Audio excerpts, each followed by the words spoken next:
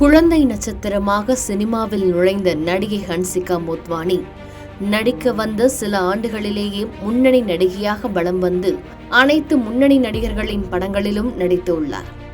தனக்கென தனி அடையாளத்தை பெற்ற ஹன்சிகா இன்று 34வது பிறந்த நாளை கொண்டாடி வருகிறார். அவருக்கு ரசிகர்கள் பலரும் வாழ்த்துக்களை தெரிவித்து வருகின்றனர். 1991ஆம் ஆண்டு மகாராஷ்டிராவில் ஹன்சிகா பிறந்தார். இவரது தந்தை பிரதீப் ஒரு தொழிலதிபர், அம்மா மோனா ஒரு தோல் மருத்துவர். இவரது பெற்றோர் 2004ஆம் ஆண்டு கருத்து வேறுபாடு காரணமாக விவாகரத்து பெற்று பிரிந்தனர். அதன்பின் ஹன்சிகா தனது தாய் மற்றும் அண்ணனுடன் மும்பையில் குடியேறி பள்ளி படிப்பை முடித்தார். படித்துக் கொண்டிருக்கும் பொழுதே குழந்தை நட்சத்திரமாக கோயி மில் கயா ஹிந்தி படத்தில் ரித்திக் ரோஷனுடன் நடித்தார். அமிதாப் பச்சனுடனும் ஹம் கோன் ஹை படத்தில் நடித்தார். அடுத்தடுத்து முன்னணி நடிகர்களின் படத்தில் நடித்து வந்த மோத்வானி தேசமுதுரு படத்தில் அல்லு அர்ஜுனுடன் கதாநாயகியாக நடித்தார். இந்த படத்தில் நடிக்கும் பொழுது ஹன்சிகாவிற்கு வெறும் 15 வயதுதான். ஆனால் 15 வயது சின்ன பொன் என்று சொல்ல முடியாத அளவிற்கு இருந்ததால் அவர் ஹார்மோன் ஊசி செலுத்தியதாக கூட அப்பொழுது மிகப்பெரிய அளவில் சர்ச்சை எழுந்தது. அந்த படத்தை தொடர்ந்து ஹிந்தி, தெலுங்கு படங்களில் கவனம் செலுத்தியவர் ஹன்சிகா. 2019ஆம் ஆண்டு வெளியான மாப்பிள்ளை படத்தில் தனுஷுடன் நடித்து தமிழ் சினிமாவில் நடிகையாக அறிமுகமானார்.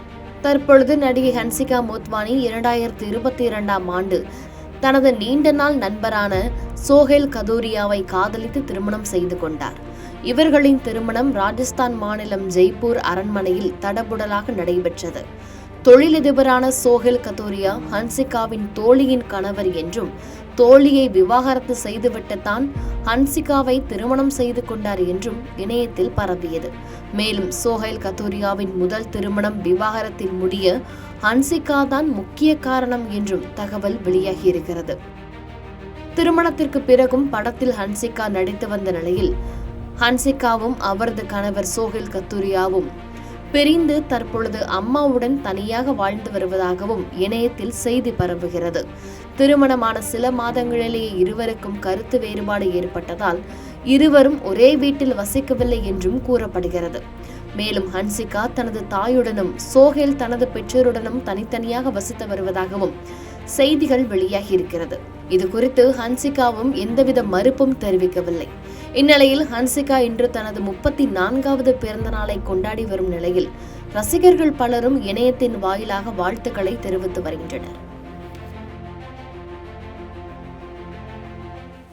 செய்திகளை உடனுக்குடன் தெரிந்து கொள்ள கீழ்கண்ட கேபிள் மற்றும் டிடிஎச் நெட்வொர்க்குகளில் எம்நாடு செய்தி தொலைக்காட்சியை காணுங்கள்.